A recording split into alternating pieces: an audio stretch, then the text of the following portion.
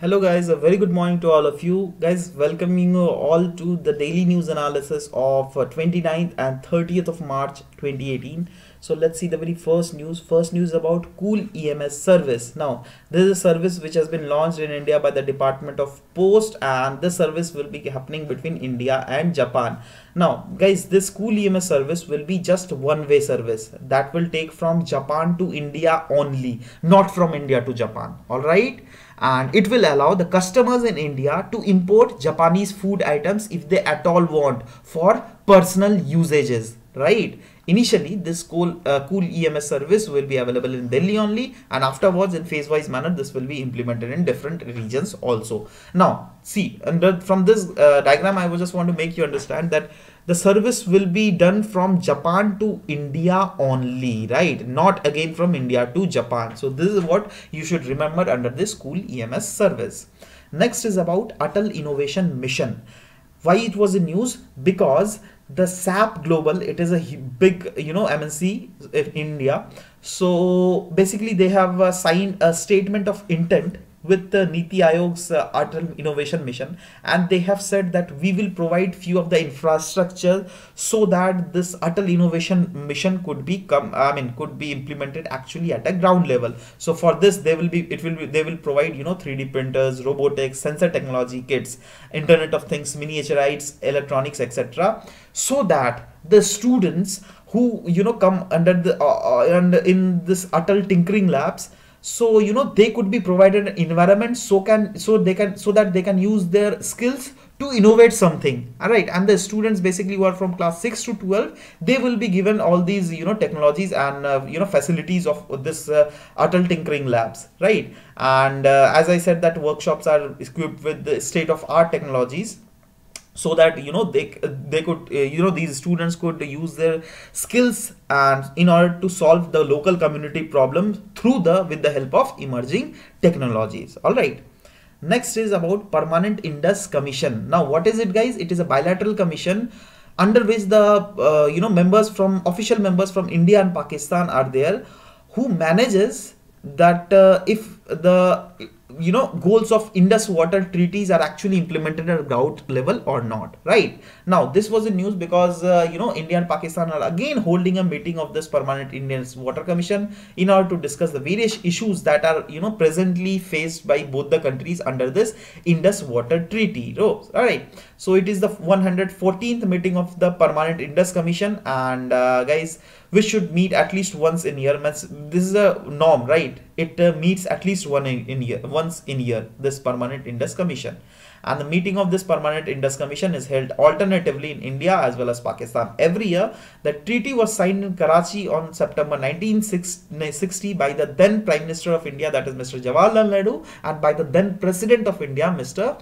Ayub Khan. All right, sorry, President of Pakistan, Mr. Ayub Khan. And according to this treaty of Indus Water Treaty, water of three western rivers, that is Jhelum, Chenab and Indus, they are being allocated to Pakistan, and other three rivers, that is Ravi, Beas and Satluj, they are being allocated to India, right? Now guys, one question I'm asking, see, Satluj passes from China to India through a pass. You just have to name that pass in the comment section below. All right, so yeah, let's proceed to the next news.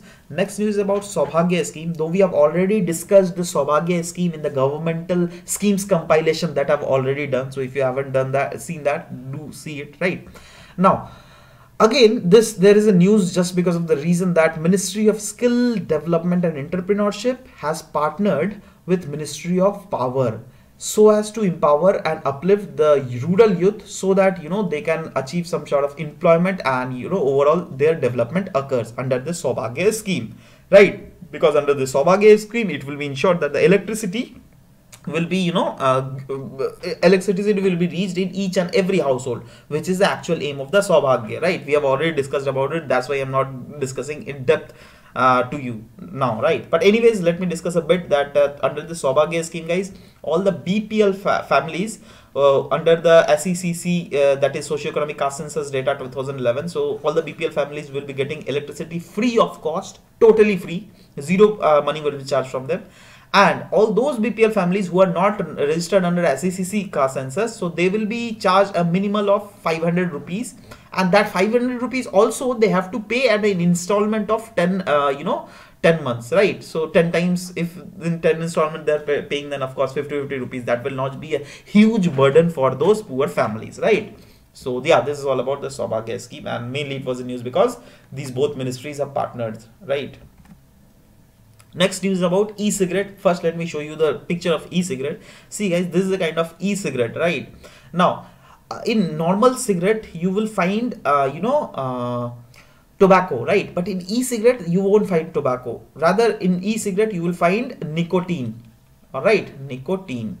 Now, this was in e-cigarette was in news because this time WHO has released a report on e-cigarette, and what are this negative impact on the health, right? So as per the report, it has been said that the e-cigarette, that is the electronic nicotine delivery system, emits nicotine, right? The vapor of nicotine is being emitted through this e-cigarettes, which leads to adverse effect in the development of foetus in pregnant women, as well as it lead to contribute in the cardiovascular disease in your body, right? Nicotine may function as a tumor promoter also. So these are all the negative impact of these e-cigarette. But you have to remember one point, that under the Kotpa Act of India 2003, that is the Cigarette and Other Tobacco Product Prohibition of Advertisement and Regulation of Trade and Commerce, Production, Supply and Distribution Act 2003, e-cigarettes are not being regulated, right? So this is what you have to learn.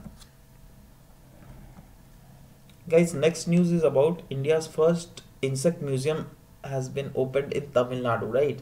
So this is a kind of factual news only. If they will at all ask, they will just ask one thing, that recently which state has become the first state where the insect museum has been opened. So yeah, that is all you have to learn, right? So that is Tamil Nadu, right? And here there will be display of different developmental stages of different kind of insects. Images will be there, videos, models will be there, right? So that their unique behavior, habitat, and as well as habitats can be actually recognized through all those images, videos or models of different insects. Next is about James Webb Space Telescope. Now it was in news because NASA had just delayed the launch of this till May 2020, right? Now, what is this, guys? See, this will first just see this James Webb Telescope. Now, this will function what the function was being carried out by Hubble Space Telescope, right? So it will do the same function like discoveries of it will act as a space observatory basically, just because of the reason that it is a telescope. So of course it will be a space-based observatory, which will lead to discovery of different planets, different galaxies and all, right? So it will cover long wavelength of light than what Hubble used to actually detect the wavelength. So it will cover the, in fact, more longer wavelength because it is more bigger, right? And by viewing the universe at infrared length, James Webb Space Telescope will show us things that has never seen before by any other telescope in this whole world, right? Next is about India Convention Promotion Bureau. Now it was news because the government has been providing necessary support to the Indian Convention Promotion Bureau to promote India as a venture of international conference and exhibition, right? Now this ICPB, that is in India Convention Promotion Bureau, is set up under the Ministry of Tourism, and it is a non-profit organization with the member comprising from different fields like national airlines, hotel, travel agents, tour operator, tourist transport operators, then conference organizers, etc. And it participates in the international meetings, incentives, conventions and exhibition, that is MICE, tourism, trade fairs, etc.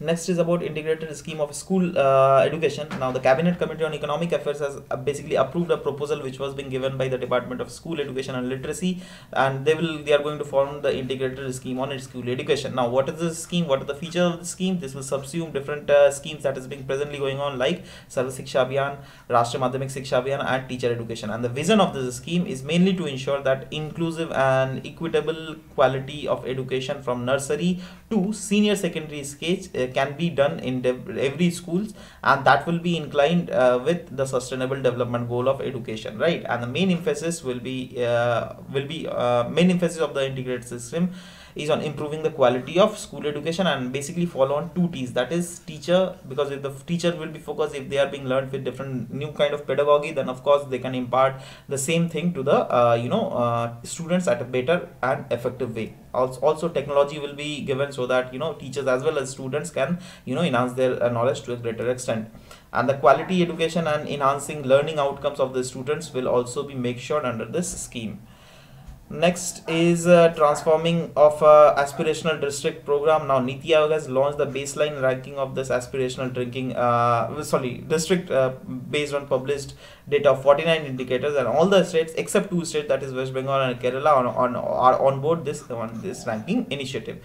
And it is being said that from April 1 these 101 districts will start entering data, and from May onwards they will be ranked on the progress made, right, on real-time basis. And it is being said that it is launched in January with an aim to quickly and effectively transport some of the most underdeveloped district of the countries. And those district I have not written because those district you don't have to remember by your heart, right?